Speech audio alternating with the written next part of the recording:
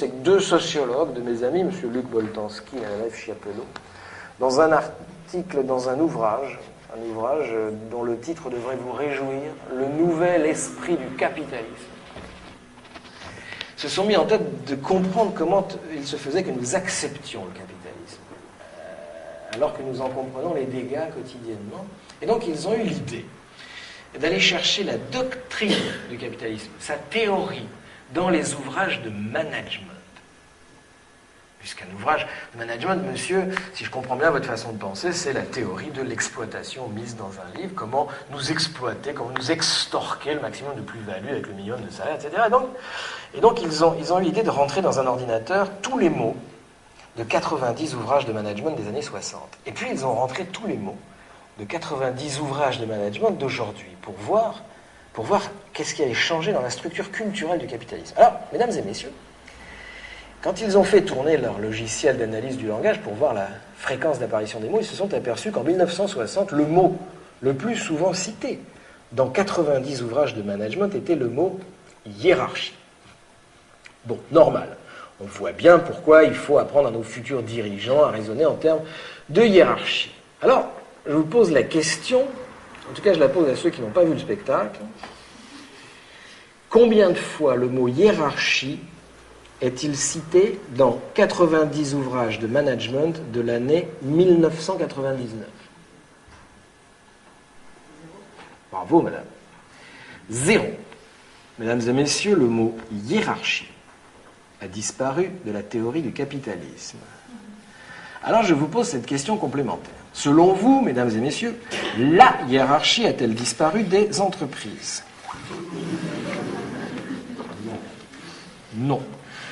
Et si vous pensez effectivement qu'au moins qu'elle n'a pas disparu et qu'à bien des égards elle s'est renforcée, mais qu'on ne peut plus la nommer comme hiérarchie, alors on ne peut plus non plus la penser comme hiérarchie. Et le syndicalisme a un problème. Parce que autant il est possible de mobiliser un collectif de travailleurs contre une hiérarchie, autant il est extrêmement malaisé et complexe de mobiliser des individus contre ce qui tient lieu désormais de hiérarchie mais n'en porte pas le nom. Mesdames et messieurs, quel est, selon vous, le mot number one du capitalisme contemporain tel que le plus souvent cité dans 90 ouvrages de management de l'année 1999 ? Challenge. Équilibre. Équipe, pardon. Non, ceux qui savent ne le disent pas. On laisse chercher les autres. Alors ? Collectif, actionnaire, décideur, manager, résultat,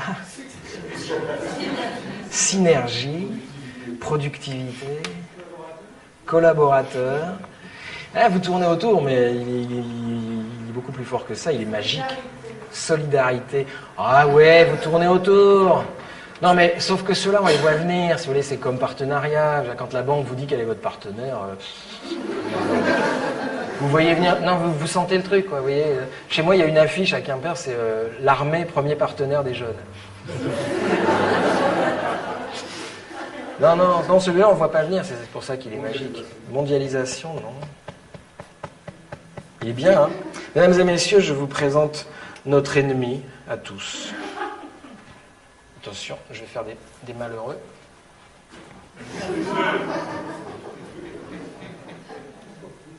Eh oui. Parce que autant on peut mobiliser un collectif de travailleurs contre une hiérarchie, autant aller faire chier des gars qui ont un projet, c'est vraiment pas sympa. Il se trouve que c'est le même projet que celui du patron, tant mieux, ça prouve qu'il y a du lien social dans l'entreprise.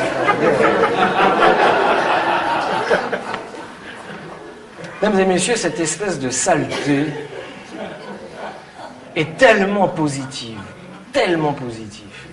qu'il a envahi notre façon de penser à un point que nous ne pourrions probablement plus penser en dehors de cette catégorie-là aujourd'hui. En 20 ans à peine, en une génération, ce mot qui était à peu près inexistant du discours public est devenu le mot numéro 1 du capitalisme. Nous pensons que des jeunes doivent faire des projets. Nous disons de certains jeunes, ils n'ont pas de projet. Et nous pensons que les vieux doivent faire des projets, les pauvres doivent faire des projets. Parfois, leur aide sociale est conditionnée à un projet. Nous pensons que les gens qui ont le plus de mal à se projeter dans l'avenir doivent faire des projets. Les seuls à qui on ne demande pas de projet sont les riches. Hein, vous avez peut-être remarqué. Nous pensons que nous devons avoir un projet de vie. Manifestement, vivre ne suffit plus. Il nous faut maintenant transformer notre vie en un processus productif permanent. Hein.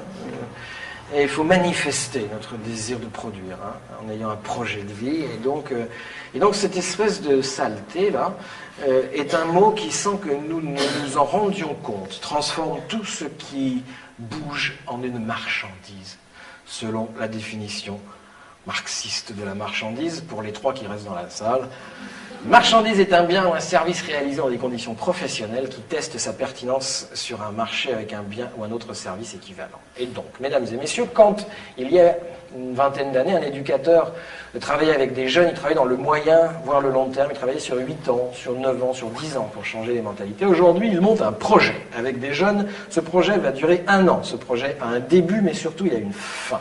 Ce projet n'est pas fini, qu'on est déjà en train de préparer le projet suivant. Ce projet sera évalué positivement, même s'il a complètement raté.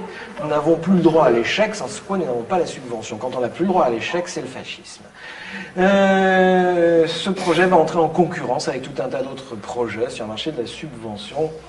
Je pense que ce mot veut dire en réalité produit. Et que ce truc-là transforme ce qui jusqu'à maintenant n'était pas une marchandise, de l'amour, de la santé, de la culture, de l'éducation, transforme ça en marchandise. Et donc le fruit est mûr pour être cueilli par le privé. Mesdames et messieurs, il va falloir se débarrasser de ce truc-là. Mais ça va pas être facile. Parce qu'il va falloir le faire. Il va falloir le faire ensemble, oui.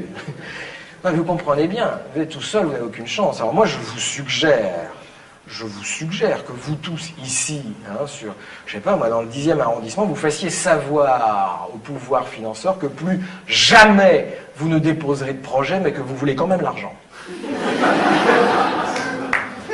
Et que vous êtes prêt à expliquer pourquoi. Et que vous en avez marre de faire la démonstration de votre utilité sociale tous les ans, ça suffit, d'accord, etc., etc. Enfin, moi voilà, monsieur, j'aimerais parler avec vous des heures encore de ça, mais enfin, même les révolutionnaires sont parfois obligés de respecter les horaires. Ce colloque touche à sa fin, mesdames, messieurs. Je voudrais vous délivrer mon message final. Mesdames, messieurs, le capitalisme est une saloperie.